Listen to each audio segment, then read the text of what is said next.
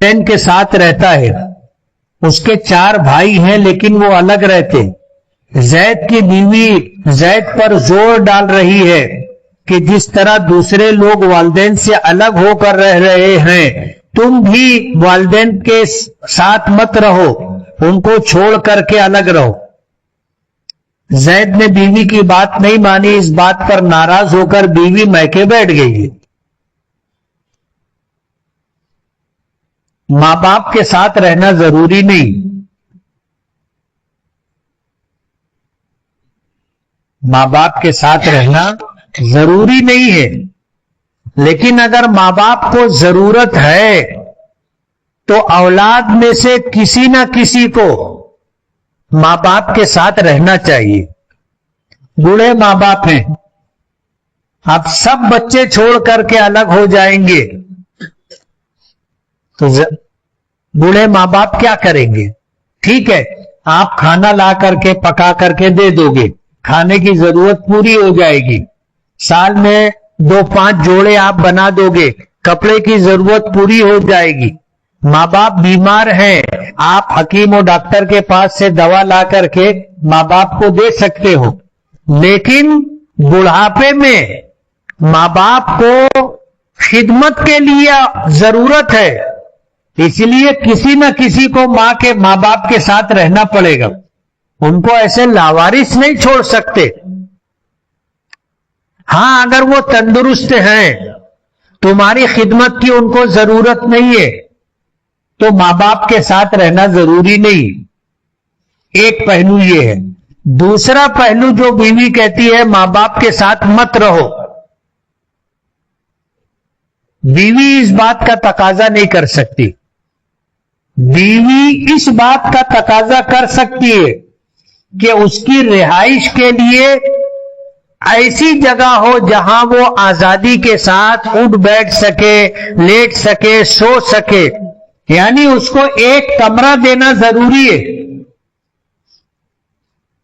بیوی کو شوہر کی طرف سے ایسی رہائش اور کمرہ دینا ضروری ہے جہاں وہ آزادی کے ساتھ اپنے دن اور رات گزار سکے، وہاں کسی کا عمل دخل نہ ہو. بیوی اس بات کا مطالبہ کر سکتی.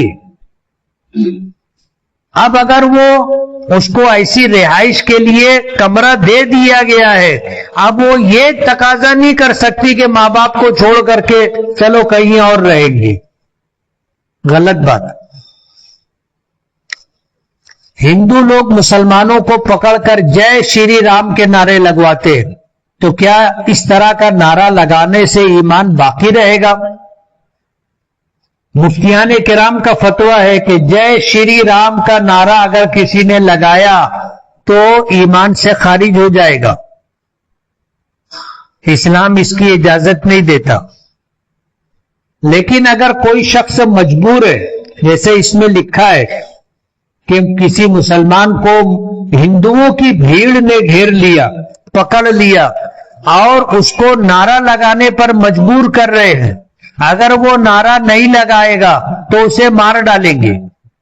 اگر نعرہ نہیں لگائے گا تو اسے اتنا ماریں گے کہ اس کا سر پھٹ جائے یا ہاتھ پیر ٹوٹ جائے. اس طرح اگر اس کو مجبور کیا گیا تو وہ دل میں ایمان کو باقی رکھتے ہوئے اگر زبان سے اس طرح کا نعرہ لگائے تو اس کا وہ ایمان سے خارج نہیں ہوگا.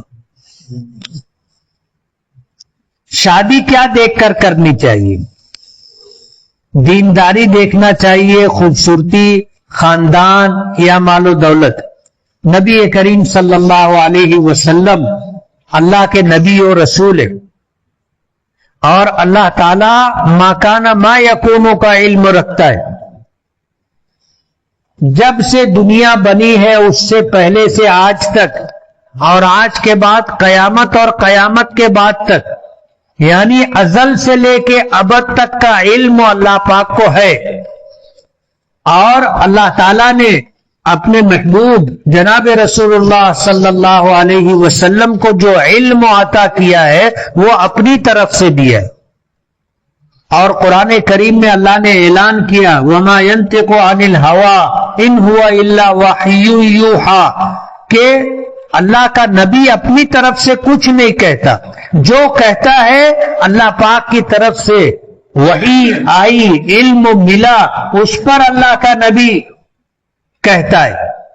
حضور پاک صلی اللہ علیہ وسلم نے فرمایا تنکح المرأۃ لاربع، لمالها ولجمالها ولحسبها ولدینها فاظفر بذات الدین۔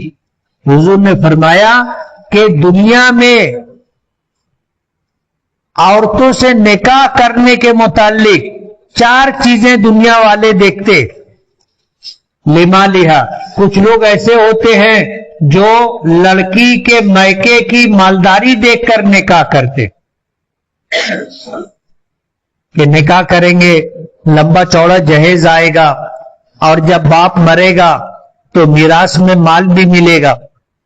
تو کچھ لوگ مالداری دیکھ کر نکاح کرتے، کچھ لوگ ہونے والی بیوی کی خوبصورتی دیکھ کر نکاح کرتے، کچھ لوگ خاندان دیکھ کے نکاح کرتے، کچھ لوگ دینداری دیکھ کر نکاح کرتے۔ حضور پاک صلی اللہ علیہ وسلم نے فرمایا فاظفر بذات الدین تربت یدک، کہ دینداری دیکھ کر نکاح کرو، خوشحال رہو گے، خوشگوار زندگی اللہ پاک عطا کریں گے۔ اس لیے کہ ہم میں سے ہر ایک کا نصیب و مقدر اللہ نے لکھ دیا ہے، جو اللہ نے ہمارے لیے مقدر فرما دیا ہم کو وہی ملے گا۔ اس لیے دینداری دیکھ کر نکاح کرو۔ حضور نے فرمایا تربت یداک، خوشحال رہو گے، خوشگوار زندگی ملے گی۔ توکل علی اللہ کیا ہے؟ توکل کے معنی آتے ہیں بھروسے کے، توکل کے معنی آتے ہیں بھروسہ کرنے کے۔ جو آدمی اللہ پاک پر بھروسہ کرتا ہے اللہ اس کی پوری پوری مدد کرتا ہے۔ زید کو غلط خیالات اور وسوسے آتے ہیں، ان خیالات اور وسوسوں سے زید گھبرا جاتا ہے، کوئی وظیفہ یا عمل بتائیں۔ اگر اس طرح وسوسے اور فاسد خیالات آتے ہیں تو دن اور رات میں کسی ایک نماز کے بعد 25 مرتبہ قل ہو اللہ سورہ اخلاص ہر مرتبہ بسم اللہ کے ساتھ پڑھیں، یعنی 25 مرتبہ قل ہو اللہ کی سورت پڑھیں گے تو ہر مرتبہ بسم اللہ بھی پڑھیں گے، یعنی 25 مرتبہ بسم اللہ اور 25 مرتبہ قل ہو اللہ کی سورت مکمل پڑھیں گے، اپنے سینے پر دم کریں گے، انشاءاللہ وسوسہ آنا بند ہو جائے گا۔ ایک حافظ اپنے ساتھ اپنے خاندان کے 10 لوگوں کو جنت میں لے جا سکتا ہے کیا؟ حدیث پاک میں یہ چیز ملتی ہے۔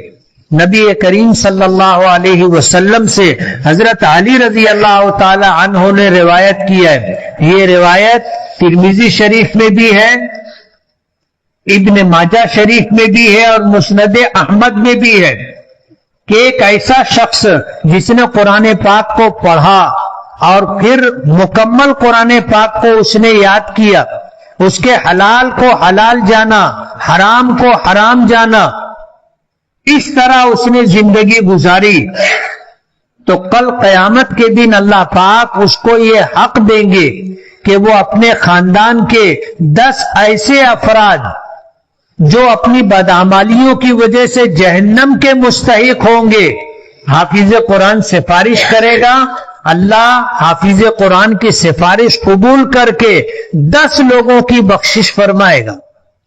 اس لیے یہ بات صحیح ہے، خود حافظ بنو، خود حافظ نہیں بن سکتے، اپنے بچوں کو حافظ بناؤ، بچیوں کو حافظ بناؤ، بچوں کے بچوں کو، بچیوں کے بچوں کو حافظ بناؤ، یعنی اپنے پوتی پوتے نواسی نواسوں کو حافظ بناؤ، انشاءاللہ یہ جنت میں لے کر کے جائیں گے۔ 200 کا کوپن لیے بعد میں 3600 روپے کوپن میں جو سامان نکلا اس کا پیسہ 3600 روپیہ معلوم نہیں تھا کہ اسکیم ہے، اس لیے لے لیے. اب اس سامان کا کیا کرنا ہے؟ سوال سمجھ نہیں سکا. 200 کا کوپن لیے، اگر صرف کوپن لیے ہیں 200 روپے کا، بعد میں 3600 روپے کے کوپن میں یا تو آدمی 200 کا کوپن لے گا یا 3600 کا کوپن لے گا، دونوں میں سے تو ایک ہی ہوگا نا.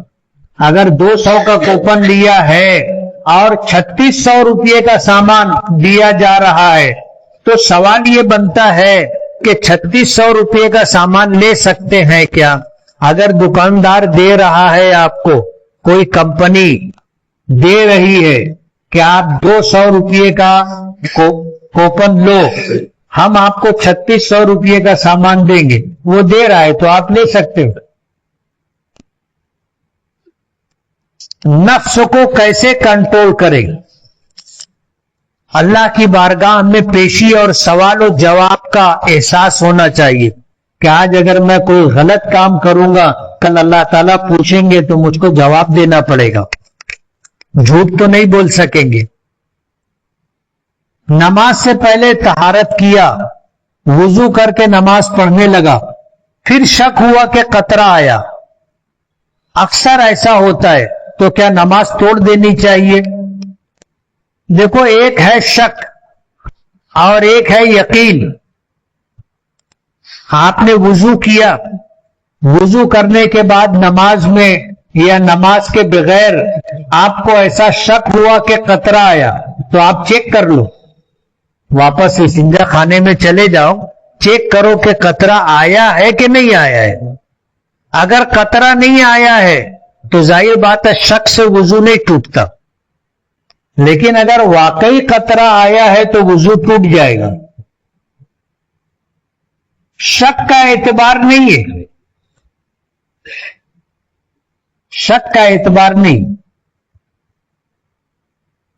شیطان کیا کرتا ہے کہ وسوسہ ڈالتا ہے، اور کبھی ایسا لگتا ہے کہ قطرہ آیا لیکن قطرہ آتا نہیں، تو وسوسے اور شک سے وضو نہیں ٹوٹتا، اس لیے نماز نہیں توڑی جائے گی. میری دکان میں ہم 2 لوگ پارٹنر ہیں. دکان لینے کے وقت یہ طے ہوا تھا کہ دکان کا کرایہ ہم دونوں اپنی جیب سے دیں گے، دکان کی آمدنی سے نہیں. اب دکان کا کرایہ دکان سے ہی میں دیتا ہوں، جبکہ میرا پارٹنر اپنے پاس سے دیتا ہے. کیا یہ درست ہے؟ درست نہیں ہے. آپ نے جب یہ معاہدہ کیا تھا کہ بھائی دکان کا جو کرایہ ہے دونوں مل کے دیں گے اور اپنے پاس سے دیں گے، دکان کی آمدنی سے نہیں دیں گے، تو اگر آپ اس طرح کرتے ہو تو صحیح ہے، لیکن آپ کا پارٹنر اپنی جیب سے آدھا کرایہ دیتا ہے اور آدھا کرایہ آپ اپنی جیب سے نہ دیتے ہوئے دکان کی آمدنی سے دے رہے ہو تو یہ جائز نہیں، آپ خیانت کر رہے ہو.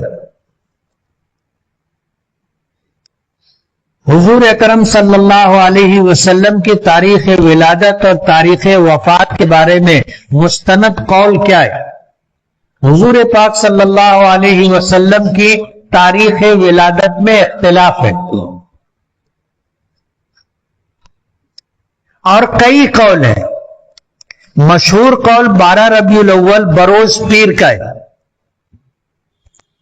12 ربیع الاول بروز پیر یہ مشہور قول ہے. دوسرا قول آتا ہے کہ 9 ربیع الاول آپ کی تاریخ ولادت ہے. جو لوگ تاریخ داں ہیں انہوں نے جب اس طرح پیچھے جا کر کے کہ آج سے ہم پیچھے جاتے جاتے جاتے جاتے 1447 سے وہاں تک گئے تو پیر کا دن 9 ربیع الاول کو پڑتا ہے. اس پر سب کا اتفاق ہے کہ آپ کی پیدائش پیر کے دن ہوئی تھی، اس پر سب کا اتفاق ہے. اس میں اختلاف نہیں. اب پیر کے دن کیا تاریخ تھی اس میں اختلاف ہے. کچھ تاریخ داں کہتے ہیں کہ 12 ربیع الاول، کچھ تاریخ داں کہتے ہیں کہ 9 ربیع الاول، کچھ لوگ اس کے علاوہ بھی کہتے ہیں. اور تاریخ وفات پر سب کا اتفاق ہے کہ 12 ربیع الاول بروز پیر کو آپ کی وفات ہوئی تھی. جس وقت اللہ کے نبی صلی اللہ علیہ وسلم کی ولادت ہوئی تھی تو کچھ حیرت انگیز معاملات پیش آئے تھے، مگر دنیا والوں کو یہ نہیں معلوم تھا کہ یہ مستقبل میں اللہ کے نبی ہوں گے. اس لیے تاریخ ولادت کے سلسلے میں اختلاف ہے، تاریخ وفات کے سلسلے میں سب کا اتفاق ہے. مدینہ منورہ میں روضہ اقدس سے حضور اکرم صلی اللہ علیہ وسلم کے جسد مبارک کو چوری کرنے کی کوشش کا مشہور واقعہ بیان کیا جاتا ہے. کیا یہ واقعہ تاریخی طور پر صحیح اور مستند ہے؟ صحیح اور مستند ہے. عیسائیوں نے نبی کریم صلی اللہ علیہ وسلم کے جسم مبارک کو آپ کی قبر مبارک سے نکال کر لے جانے کی ایک سازش کی تھی،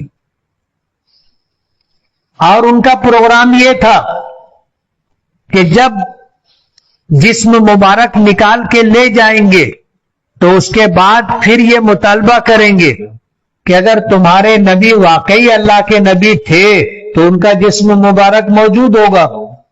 قبر کھود کر کے دیکھو، اور جب قبر مبارک کھول کر کے دیکھی جائے گی تو آپ کا جسم مبارک نہیں ہوگا. تو یہ ہوگا کہ اگر یہ اللہ کے نبی ہوتے تو جیسے تھے ویسے ہی رہتے، اب تو ہے ہی نہیں. تو لوگوں کا ایمان متزلزل ہو جائے گا، اور اس طرح مسلمانوں کو ہم گمراہ کر سکیں گے، ایمان سے محروم کر سکیں گے. سلطان نور الدین زنگی رحمت اللہ علیہ مصر کے حاکم تھے. عیسائیوں نے 2 لوگوں کو مسلمانوں کے بھیس میں مدینہ منورہ بھیجا کہ تم جاؤ اور یہ کام کرو، مسلمانوں کے نبی حضرت محمد صلی اللہ علیہ وسلم کے جسم مبارک کو ان کی قبر سے نکال کر کے لاؤ. یہ لوگ آئے مدینہ منورہ، اور مدینہ منورہ آ کر کے انہوں نے وہاں پر مکان لیا اور رہنے لگے، اور اہل مدینہ کو یہ جھانسا دیا کہ یہ اللہ کے ولی ہیں، سچے پکے مسلمان ہیں، رات بھر اللہ کی عبادت کرتے اور دن بھر آرام کرتے. اور انہوں نے معمول یہ بنایا تھا کہ اہل مدینہ میں غریبوں کی مدد کرتے تھے اور مالداروں کو بھی ہدیہ اور بخشش دیا کرتے تھے. اس طرح ان کا معمول تھا. تو مدینے کے لوگ ان سے مانوس ہو گئے تھے، اور اہل مدینہ میں ان کی بڑی عزت احترام کا معاملہ تھا.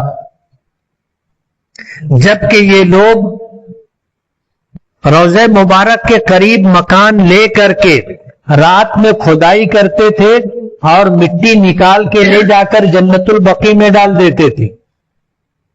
جب یہ کھودتے کھودتے سرنگ بناتے بناتے قبر مبارک کے قریب پہنچ گئے تو حضور پاک صلی اللہ علیہ وسلم نے خواب میں آ کر سلطان نور الدین زنگی رحمت اللہ علیہ کو اس بات کی اطلاع دی اور ان دونوں کی تصویر بتائی کہ مجھے ان دونوں سے بچاؤ. اور یہ خواب ایک دن دیکھا، پھر دوسرے دن دیکھا، پھر تیسرے دن دیکھا. سلطان نور الدین زنگی پریشان ہو گیا، کیا کریں. اس نے اس وقت کے قاضی، مفتیان کرام، علماء کرام کو بلایا، مشورہ کیا، اپنا خواب بتایا. تو جو قاضی وقت تھے انہوں نے تنہائی میں یہ بات بتائی کہ میں نے بھی یہ خواب دیکھا ہے. اب پریشان ہو گئے کیا کرنا چاہیے. اسی وقت سفر کا پروگرام بنا اور سلطان نور الدین زنگی مصر سے چل کر کے مدینہ منورہ آئے اور آ کر کے وہاں انہوں نے اعلان کیا کہ تمام اہل مدینہ کی دعوت، اور انتظام ایسا کیا کہ ایک طرف سے لوگ آئیں اور دوسری طرف سے نکلیں، اور ایک دروازے پر سلطان نور الدین زنگی خود کھڑے رہے، ہر آنے والے کو غور سے دیکھتے تھے. حضور نے جو شبیہ جو تصویر بتائی تھی دیکھتے رہے. سارے مدینے کے لوگ آئے، کھانا کھا کر کے اپنا ہدیہ اپنا تحفہ لے کر کے گئے، لیکن وہ دونوں شکل نظر نہیں آئی. تو پھر معلوم کیا کوئی باقی تو نہیں رہ گیا ہے. تو بتایا گیا کہ کوئی باقی نہیں ہے، لیکن جب تحقیق کی گئی تو یہ بات سامنے آئی. کچھ لوگوں نے بتایا کہ بھئی 2 لوگ رہ گئے ہیں جو بڑے دیندار، بڑے متقی، بڑے پرہیزگار اور اہل مدینہ کی بڑی خدمت کرنے والے، وہ کہیں آتے جاتے نہیں ہیں. تو سلطان نور الدین زنگی نے کہا کہ وہ نہیں آتے تو مجھے لے کے چلو ان کے پاس، میں چلتا ہوں، میں ان سے ملاقات کروں گا. میری طرف سے دعوت ہے تو کھانا ان کے گھر پہنچا دیتے ہیں. جب ان کے ٹھکانے پر گئے تو وہی دونوں نکلے جن کی شبیہ، جن کی تصویر حضور پاک صلی اللہ علیہ وسلم نے بتائی تھی. حکم دیا دونوں کو گرفتار کر لیا جائے. اب بادشاہ وقت کا حکم تھا، اہل مدینہ پریشان ہو گئے اور کہنے لگے کہ یہ بڑے اچھے لوگ ہیں، ان سے ہم کو کوئی تکلیف نہیں، یہ کسی کے لینے دینے میں نہیں رہتے، یہ اپنے ٹھکانے سے نکلتے بھی نہیں ہے، رات بھر اللہ کی عبادت کرتے ہیں اور دن میں آرام کرتے. سلطان بھی پریشان تھا کہ کیا مسئلہ کیا ہے. اللہ کے رسول صلی اللہ علیہ وسلم نے کہا ہے کہ مجھے ان سے بچاؤ، تو ہے کیا؟ بہت تحقیق کی گئی. آخر میں پھر یہ ہوا کہ بھئی اب جو بچھائیت ہے زمین پر یہ اٹھا کے دیکھا جائے. اب وہاں سے جو ہے چٹائی ہٹائی گئی، نیچے جو دری بچھی ہوئی تھی وہ ہٹائی گئی، تو پھر نیچے لکڑی کا تختہ تھا وہ ہٹایا گیا، تو دیکھا کہ وہاں تو گڑھا ہے. اب جب روشنی لے کر گڑھے میں اترے تو دیکھا کہ وہاں سے ایک راستہ ہے جو قبر مبارک کی طرف گیا ہے، روضہ مبارک کی طرف گیا ہے. جب اس میں ذمہ دار لوگ گئے تو اتنے قریب پہنچ چکے تھے کہ ایک پیر نظر آنے لگا تھا.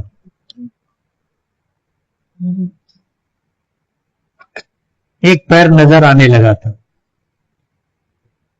اب علماء کو اتارا گیا کہ بھئی دیکھو یہ قدم کس کا ہے. انہوں نے دیکھا اور دیکھنے کے بعد بتایا کہ یہ حضرت عمر رضی اللہ تعالی عنہ کا قدم ہے. یعنی جس طرف سے وہ لوگ سرنگ بنا کر کے قبر مبارک روضہ مبارک تک پہنچ رہے تھے وہ مشرق کی طرف سے گئے تھے. تو اس طرف جیسے حضرت حضور کی قبر ہے، حضرت ابو بکر کی قبر ہے، حضرت عمر کی قبر ہے، تو پہلے حضرت عمر کی قبر، پھر حضرت ابو بکر کی قبر، پھر حضور کی قبر. تو وہ حضرت عمر کے جسم مبارک تک پہنچ گئے تھے، پیر نظر آنے لگا تھا. جب اہل مدینہ کو معلوم ہوا تو پھر یہ ہوا کہ بھائی انہوں نے جو کچھ کیا ہے اس کی کیا سزا ہے وہ انہوں نے طے کیا، ان کو پھانسی دے دی گئی. تحقیق کی گئی تو معلوم کیا گیا کہ ان کو عیسائی بادشاہوں نے بہت زیادہ مال و دولت دے کر کے ان کو اس سازش کے تحت مدینہ بھیجا تھا کہ مسلمانوں کے پیغمبر حضرت محمد صلی اللہ علیہ وسلم کے جسم مبارک کو ان کی قبر سے نکال کر کے لاؤ. یہ ایک مستند واقعہ ہے. اس کے بعد سلطان نور الدین زنگی رحمت اللہ علیہ نے قبر مبارک کے چاروں طرف اتنی گہری کھدائی کی کہ زمین سے پانی نکل آیا اور پھر سیسا پگھلا کر کے وہ چاروں طرف سے اس کو بھر دیا گیا تاکہ آگے کوئی نالائق شخص، کوئی کمینہ شخص اس طرح زمین کے اندر سے آپ کے قبر مبارک تک نہ پہنچ سکے. 100 افراد کی ایک کمیٹی ہے. ہر شخص 15 مہینے تک 5000 روپیہ جمع کرے گا. ہر ماہ قرآن اندازی سے ایک شخص کو موٹر سائیکل دی جائے گی. جس شخص کا نام نکلے گا اس سے 15,000 روپے لے کر موٹر سائیکل دے دی جائے گی اور آگے کی قسطیں معاف کر دی جائیں گی.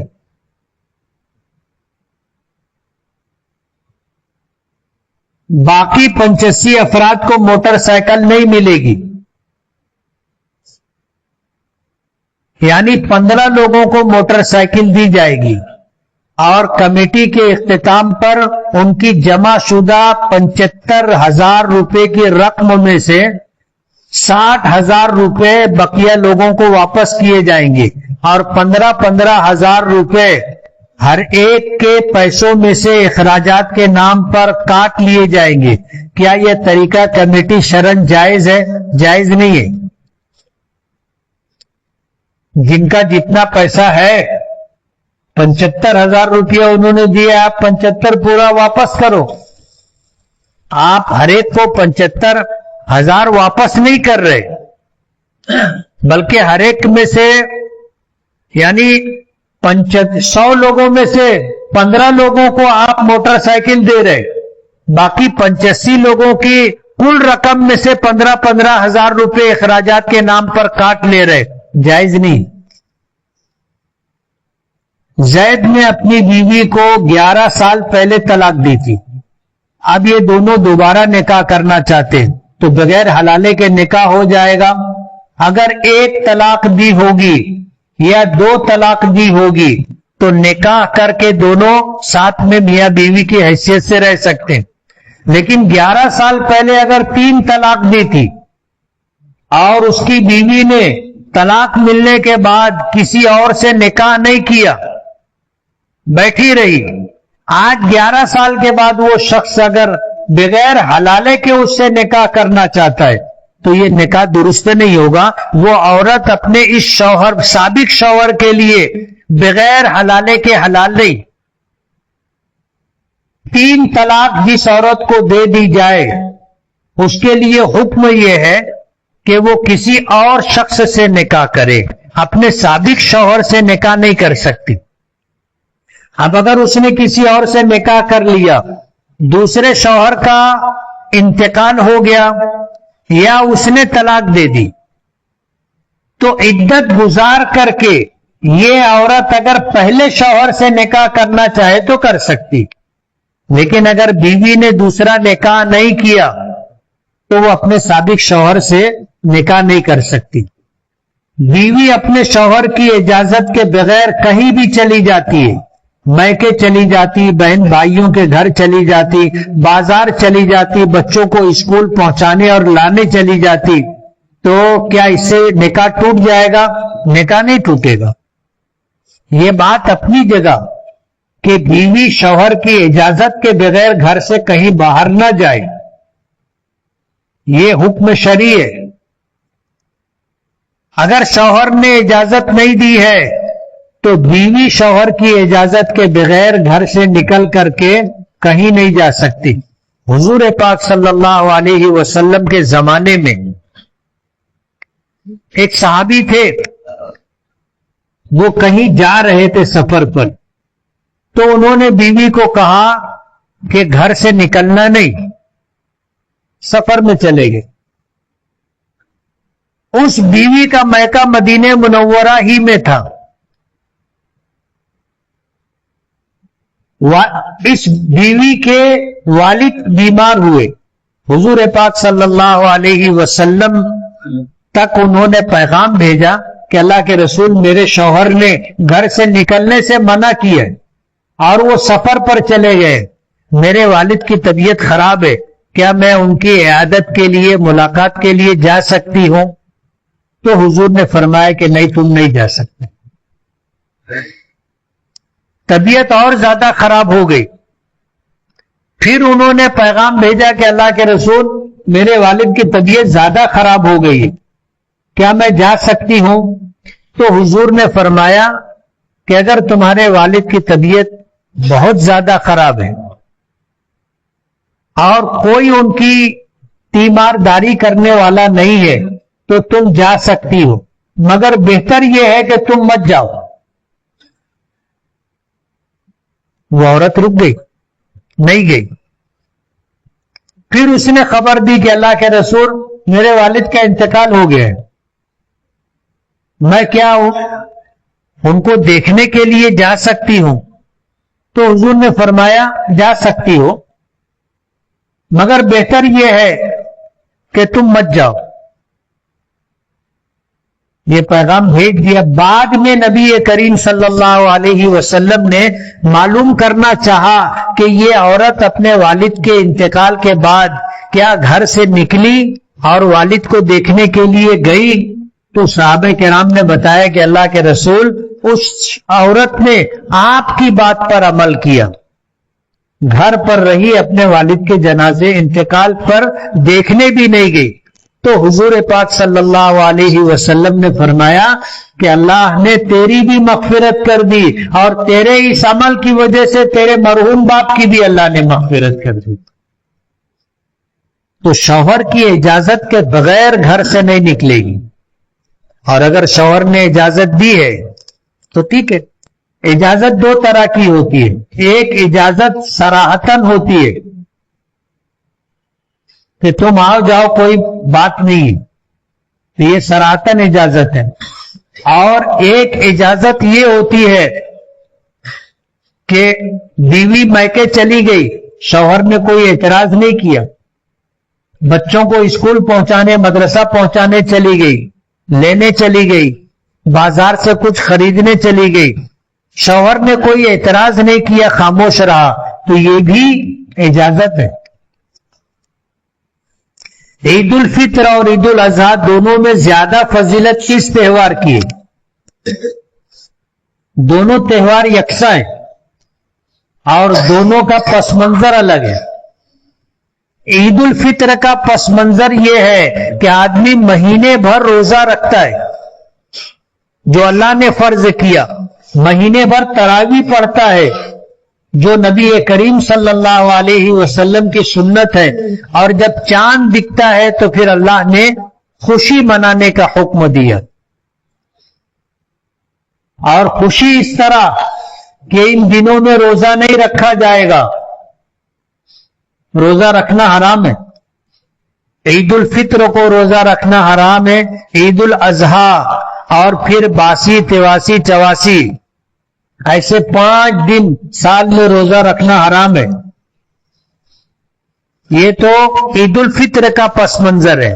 اور عید الاضحیٰ کا پس منظر حضرت ابراہیم و اسماعیل علی نبینا علیہ الصلوۃ والسلام نے اللہ کے حکم کی تعمیل میں بیٹے نے قربانی پیش کی اور باپ نے قربانی کی, اس کا پس منظر. دونوں کی اپنی اپنی فضیلت ہے, دونوں یکساں حکم رکھتے ہیں. میرا بھائی کام برابر کرتا ہے, گھر میں پیسہ بھی برابر دیتا ہے, لیکن نشہ کرتا ہے اور گھر کا برتن استعمال کرتا ہے, تو کیا ہمیں اس کی وجہ سے گھر میں بے برکتی آئے گی؟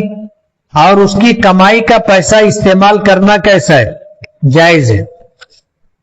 شراب پینا نشہ کرنا اس کا اپنا عمل, جب وہ جائز کام کر رہا ہے تو جو کمائی ہے وہ جائز ہے. گھر میں لا کر کے دے رہا ہے تو اس کی کمائی کھانا جائز ہے، اور گھر میں وہ اگر برتن کپڑا استعمال کرتا ہے، مکان استعمال کرتا ہے، کر سکتا ہے، لیکن وہ شراب پیتا ہے، اس کا گناہ اس کو ہوگا۔ تم یہ نہیں پوچھے کہ ایک بھائی نماز نہیں پڑھتا ہے، ہم 4 بھائی ہیں، ایک بھائی ایسا ہے کام برابر کرتا ہے، خرچہ برابر دیتا ہے، لیکن نماز نہیں پڑھتا، تو اس کے ساتھ رہنے سے یا اس کے گھر میں رہنے سے بے برکتی آئے گی یا نہیں، یہ پوچھنا تھا۔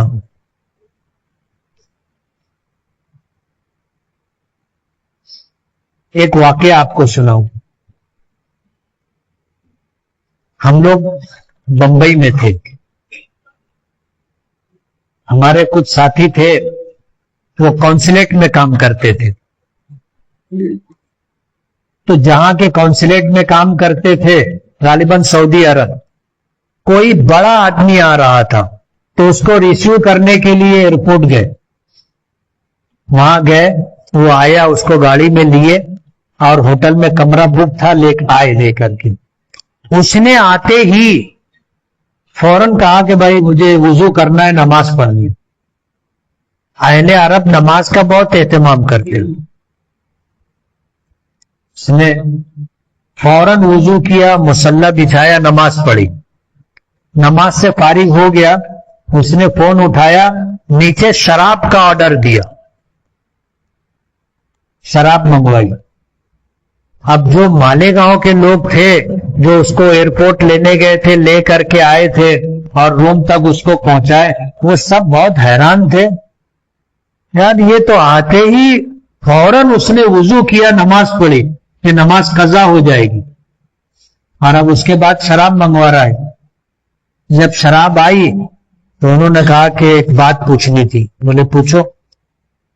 بولے آپ نے آتے ہی نماز پڑھی اور نماز پڑھنے کے بعد آپ نے شراب منگوا لی، تو اس نے کہا کہ کہنا کیا چاہتے ہو؟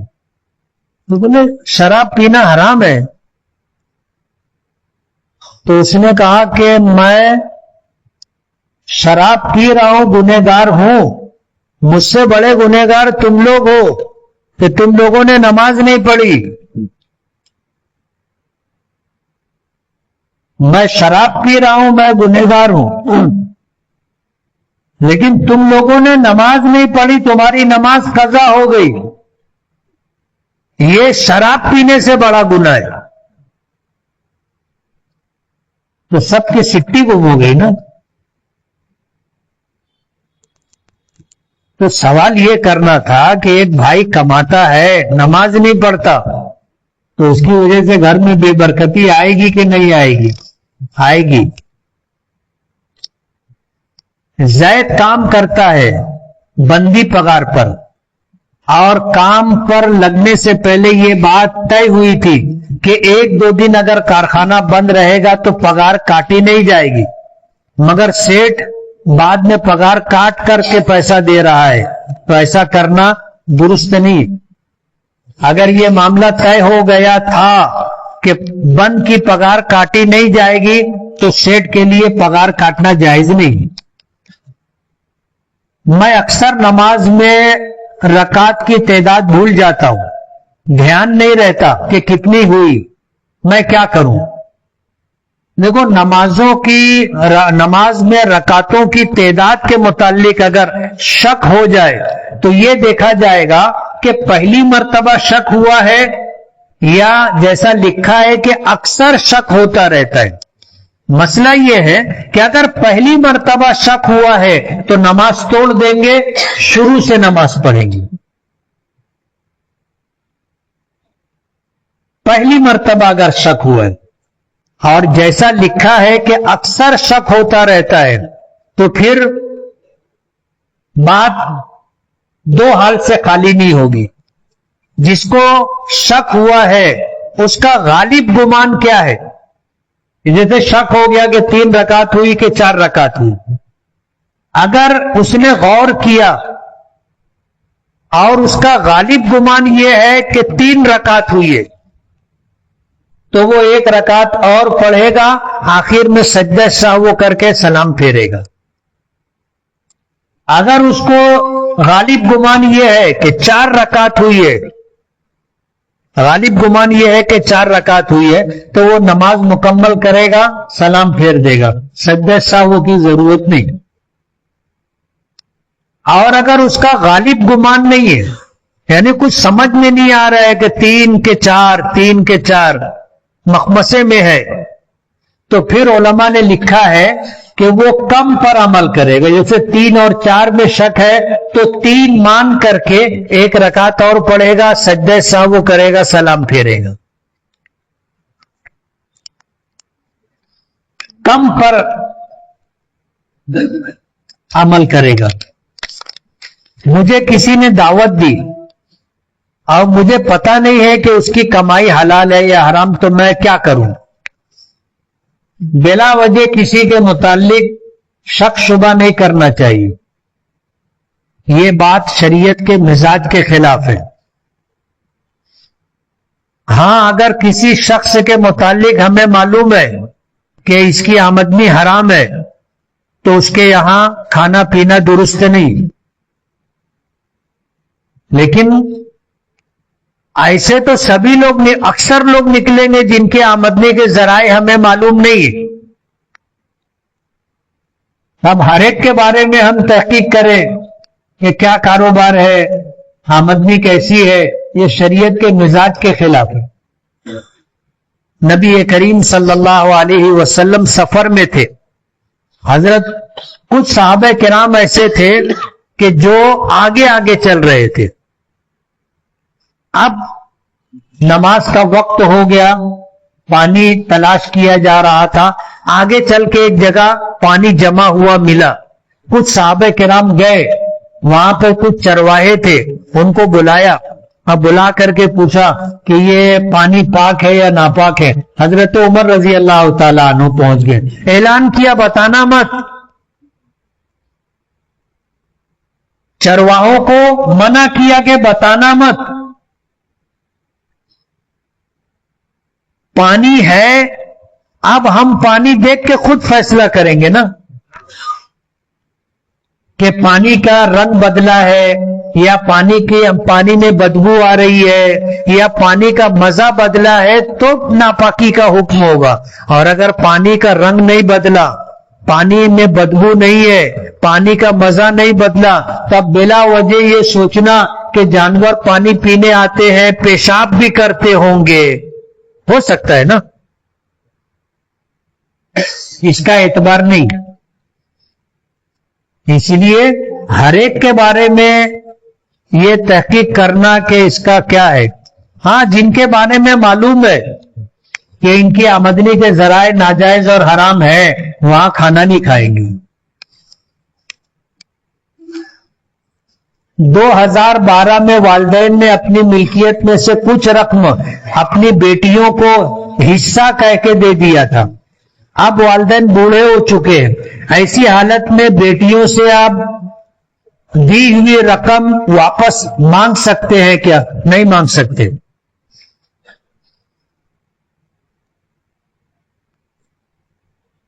اپنے قریبی رشتہ دار، آپ نے اگر ان کو کوئی ہدیہ، کوئی بخشش، کوئی تحفہ دے دیا، واپس نہیں مانگ سکتے، دے دیا۔ غیر مسلم عورت کا بچہ تھا، ماں مر گئی، تو کیا اس غیر مسلم بچے کو مسلمان عورت دودھ پلا سکتی ہے؟ پلا سکتی ہے۔ نماز پڑھتے وقت کان میں ہیڈ فون لگا ہوا ہو اور نماز پڑھی جا رہی ہے تو نماز ہو جائے گی؟ ہو جائے گی۔ جیسے پین لگا ہوا ہے تو نماز ہو جائے گی، ایسے ہیڈ فون لگا ہوا ہے تو نماز ہو جائے گی، چشمہ پہنے ہوئے ہے تو نماز ہو جائے گی۔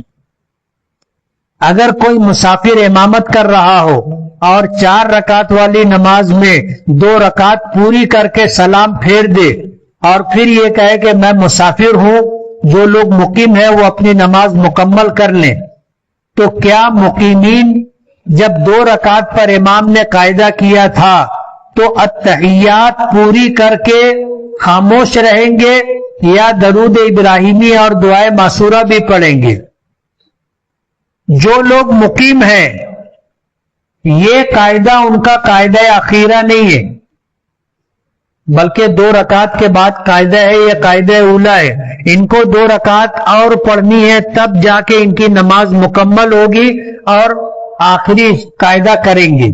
تو امام کے پیچھے جب مسافر امام نے، ظاہر بات ہے اتحیات کے بعد امام درود شریف بھی پڑھے گا اور دعائے معصورہ بھی پڑھے گا، اس کے پیچھے جو مقیمین ہے وہ قاعدہ اولا، ان کے لیے قاعدہ اولا ہے، وہ درود شریف اور دعائے معصورہ نہیں پڑھیں گے، خاموش رہیں گے۔ یہ ہے مسئلہ۔ لیکن اگر پڑھ لیے تو ان کے اوپر سجدہ سہو واجب نہیں ہوگا۔ بسم اللہ الرحمن الرحیم، الحمد